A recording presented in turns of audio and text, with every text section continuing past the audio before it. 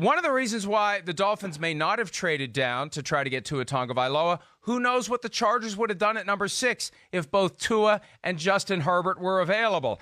Tua wasn't.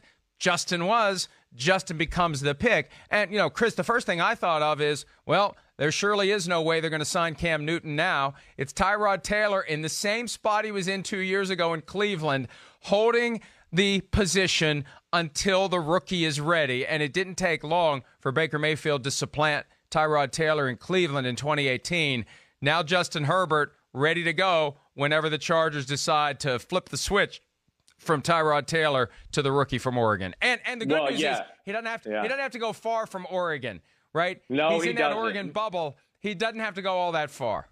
Well, you see, teams are aware of that. This is a Pac-12 kid, right? Tua, down in Miami. It's not far from the SEC country. How about CeeDee Lamb to the Dallas Cowboys? Oh, yeah, Oklahoma's right down the road. So that's a very real aspect in drafting some of these players, knowing that there's a following in the region around these players that are going to bring fans and people to your stadium because they're going to go, man, I saw this kid in college, or I always wanted to watch him play in college, and now he's here on my pro team. But, Herbert, I think the world of him. I really do. I think he's super talented, smart.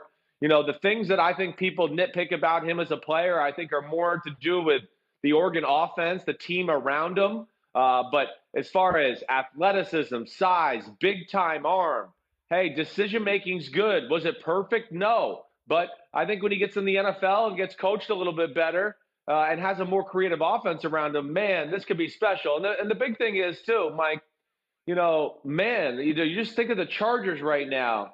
This defense, they get Kenneth Murray, down in the 20s, the linebacker from Oklahoma.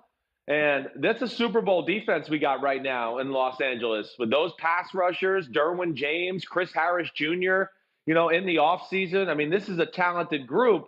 And we know they want to run the ball. Yes, they have Tyrod Taylor, but, when you draft a guy at number 6, he has a few good preseason games or so is training camp. This is going to be the starter. And if they want to run the ball and play defense and control the clock a little, Justin Herbert's going to be capable of doing that in year 1. So, I would not be shocked if we saw him in there as the starting quarterback at some point early in the season, if not just to start the season.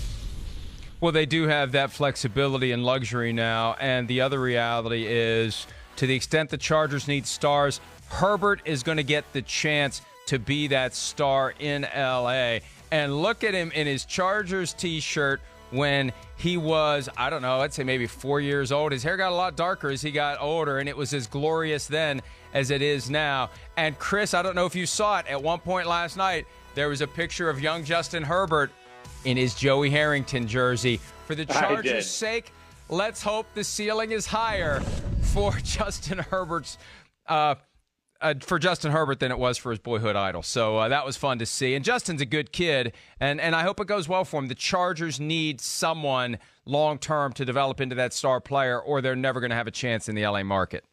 Yeah, well, yes. And I think they got a quarterback here that's got as much upside as any quarterback in the draft. I mean, he has superstar qualities. He does.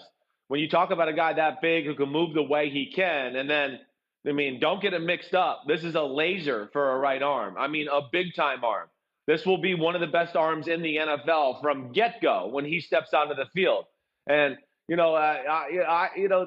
me, this is a guy that was over-evaluated in the draft process. Too much made about, he's never left Eugene, Oregon. He doesn't, he's not a yeller. He's not a rah-rah type leader. Those things can be developed. I'm not worried about that.